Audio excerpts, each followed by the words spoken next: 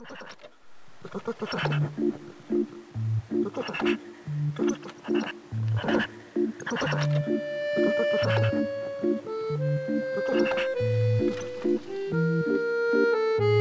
is male Fisher 254.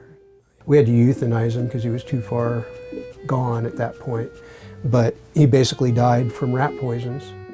It wasn't until many of those animals turned up being exposed to these rat poisons that I really started to pay attention to marijuana at all.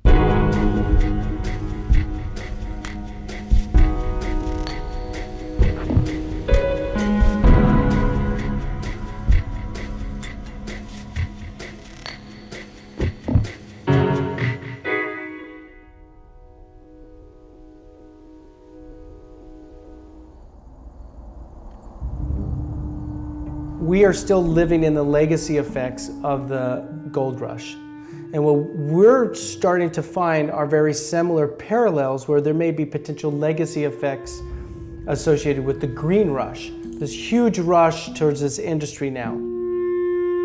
Just like the gold rush, we have scarring on our landscape that 150 years post-gold rush haven't even been addressed.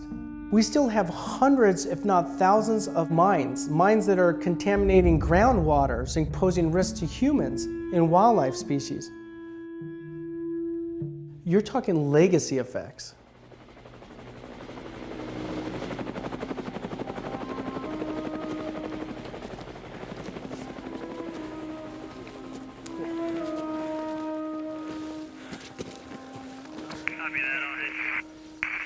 That's the marijuana they're growing out here. So you can see this is all processing material. So this is all marijuana stalks. What I've understood from law enforcement that they confiscated at least 200 plus pounds of processed material from here, but they were able to get away with several other 100 pounds. This is deep, but this is like typical. You know, you bury it out of sight, out of mind.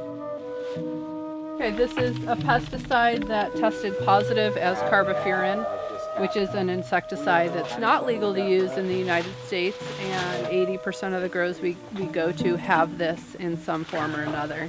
Yeah, it's a powerful insecticide. Just a quarter teaspoon is enough to kill a human, so.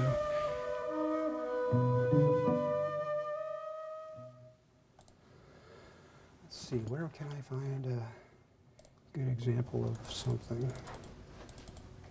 There we go. This is a northern spotted owl in one of our activity centers. This owl is now 16 years old this year. Pretty cool, huh?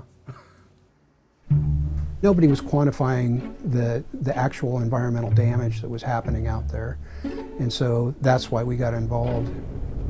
So right about here-ish. I mean, when you go to a grow site and then you go to another grow site, and almost every one of them has poisons. It just seems like such a losing battle.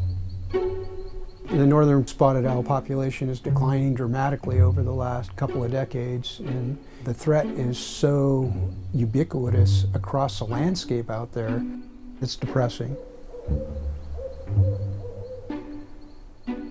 So what the solution is, I don't know, but I'd much rather get back to doing purely wildlife work and not having to spend so much time with marijuana issues. It's not my thing, really. But there's 15,000 grows out there. How are they ever going to get that under control?